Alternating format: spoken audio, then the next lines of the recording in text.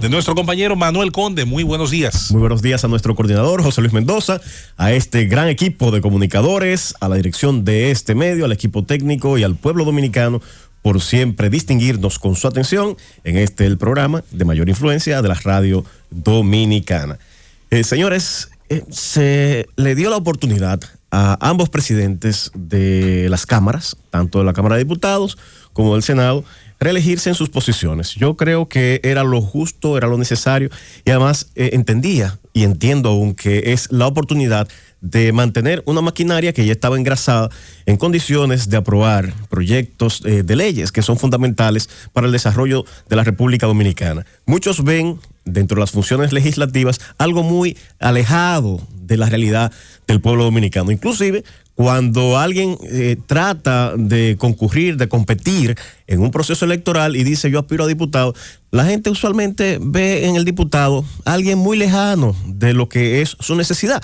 Y regularmente él trata de aprovechar lo más posible esas aspiraciones hasta el punto de llegar a exprimir esos aspirantes porque entiende que una vez son electos no sirven para más nada más que para ellos tener una satisfacción personal de proyectar su liderazgo político a nivel nacional. Mira, a propósito de eso, tengo un libro que le voy a regalar al presidente de la Cámara del Senado.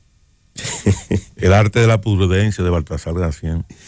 Bien, en ese orden, muchas veces uno dice, no, ese legislador, ese senador, ese diputado no tiene nada que ver conmigo. Y es tal vez todo lo contrario. El legislativo es un poder, y es un poder del Estado y no cualquier poder. En muchas democracias se entiende un poder por encima de los demás como el primer poder del Estado, no en términos teóricos ni solamente de teoría dogmática o doctrinaria, no, en la realidad. Señores, el Congreso Nacional puede colocar las reglas para ponerlo en libertad o encerrar a una persona. Puede decidir incluso una expropiación o un procedimiento de expropiación, es decir, incide en su vida, en su condición de libertad, para poner un ejemplo, y en la forma en que está o se le quita o se modifica la condición de su patrimonio, para poner uno de tantos ejemplos. Las labores del legislador son esenciales, y solamente refiriéndome a la legislativa, porque está también la de fiscalización y la de representación, que lamentablemente nuestros legisladores no siempre ejercen con la apropiada responsabilidad. Entonces, quería referirme así de manera general a esa renovación o esa ratificación de los presidentes de las cámaras legislativas para abordar el tema que quiero abordar en el día de hoy. Y son los retos de varios proyectos que están en carpeta y que el pueblo, una parte importante de la sociedad dominicana espera sean aprobados. Aquellos que son conscientes de esa necesidad, de esa importancia que tienen las leyes para el mejor desempeño de la sociedad, para el avance de la sociedad. Y aquí yo lo comparo, lo que son los cuerpos legislativos, con un país que avanza, lo comparo con un gran furgón. Y las leyes como el motor que lo empuja.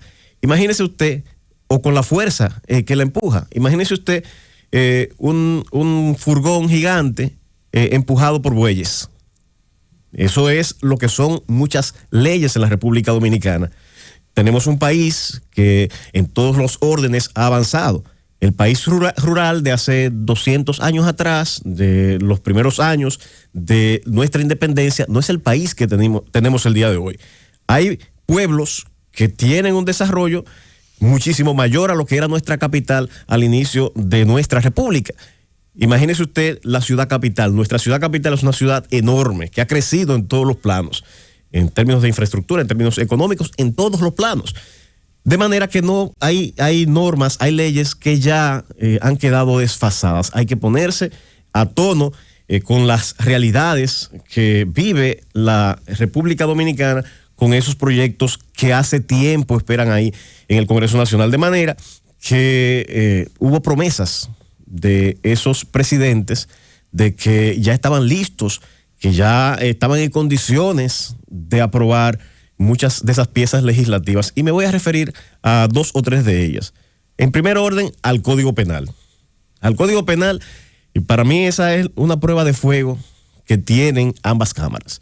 Aquí hay leyes que han tenido muchas complicaciones, muchas objeciones. Y sin embargo, cuando se ha puesto de manifiesto una apropiada voluntad política, se han saltado esos obstáculos y se aprueban. Y qué bueno que se aprueben. Es el caso, es el ejemplo de la ley de extinción de dominio. Hubo discusiones, incluso había augures de mal agüero que decían que esa ley nunca se iba a aprobar en la República Dominicana. Sin embargo, se salvaron los obstáculos, se impuso la voluntad política que en el momento había y se aprobó un cuerpo de ley que entiendo a la larga va a beneficiar más que perjudicar a todos los dominicanos. Pero hay otras leyes que no sé qué es lo que pasa. Si es que hay muchos sectores que se sienten amenazados por la actualización de esas leyes, que se sienten amenazados tal vez por esas reformas. Y una de ellas es el Código Penal. Y uno se pregunta, caramba, ¿y qué tan malo puede tener un cuerpo legislativo que al fin de cuentas lo que tiene por finalidad es reprimir conductas que dañan a la sociedad? ¿Qué de malo puede tener ese cuerpo legislativo si se aborda en un sentido objetivo, fuera de los sesgos religiosos, fuera de los sesgos ideológicos? Bien, decir esto tal vez puede parecer iluso, ciertamente. Es difícil pedirle a un ser humano que no tenga un sesgo. Todos partimos de alguna forma de pensamiento, de alguna ideología, pero en determinados momentos, por el bien común, a veces hay que poner posiciones radicales y entender que hay un bien común por encima de esos intereses particulares o de esas visiones particulares del Estado. Entonces, el Código Penal tuvo elementos en base a los cuales se estancó. El tema de las 3 causales, ni decir. Eso fue un punto que muchos tomaron o pusieron como obstáculo para avanzar en esa reforma al Código Penal. ¿Con razón o sin razón? Bueno, aquí el punto está en que hay que llegar a una posición, que hay que llegar a un punto medio. Y por eso en el Congreso se expresan toda la mayor diversidad del pensamiento dominicano, es lo que uno aspira, que todos estén representados ahí. Pero hay que buscar la forma de ponerse de acuerdo con relación a ese punto. Está también el tema de los sesgos que se producen en la discusión respecto a la inclusión de ciertos tipos penales que tienen que ver con la discriminación o agravantes que tienen que ver con la discriminación. También en ese punto creo que se está más cerca que lejos de llegar a un punto de avenimiento. Se debe ser racional y aplicar la lógica a los fines de limar las diferencias que también con relación a ese punto trajeron grandes confrontaciones en la discusión de esta temática. Otro aspecto es el tema de la prescripción de los delitos y crímenes contra la cosa pública, que muchos sostenían que debía mantenerse una fórmula de imprescriptibilidad, es decir, que aquellos crímenes y delitos cometidos contra el patrimonio de todos no prescribiera nunca, como es quizá la idea o la línea general de muchas convenciones internacionales. Sin embargo, hay una posición, parece mayoritaria, en ambas cámaras, que plantea establecer un límite a 20 años de prescripción. Cuando hablamos de prescripción, es el tiempo que tiene, si aquí lo ponemos en términos más prácticos, el Estado para perseguir un crimen o un delito. Eso es, si ocurrió hace 20 años o más de 20 años, ya no se podría perseguir ese crimen o delito.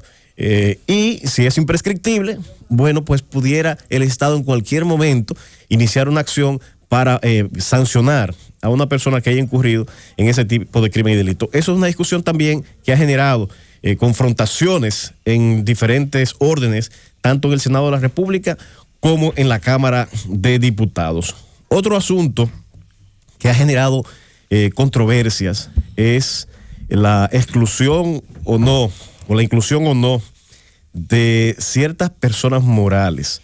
Cuando hablamos de personas, se hace en el derecho una distinción entre las personas morales y las personas físicas. Las personas físicas somos todos nosotros.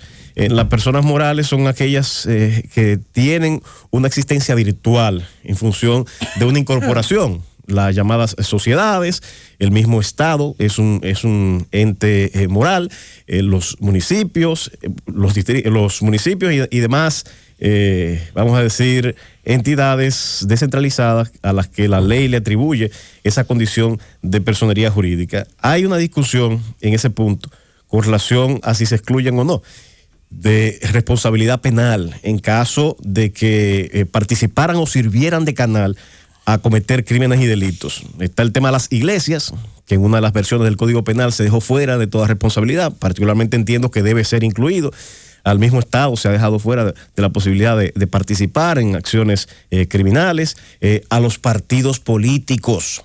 Entonces, eso es un punto que fue objeto de discusión y entiendo conveniente, pertinente, adecuado, que se mantengan dentro de la posibilidad de tipificarse un crimen y delito en su contra y por vía de consecuencia que deban y tengan que asumir la responsabilidad. Ya finalmente, para cerrar, otro aspecto que ha generado gran controversia y que al fin de cuentas debe tomarse en consideración y el pueblo debe estar vigilante, porque entiendo que esta pieza ya su discusión ha comenzado, es lo que tiene que ver con la reincorporación de una especie de jurisdicción militar.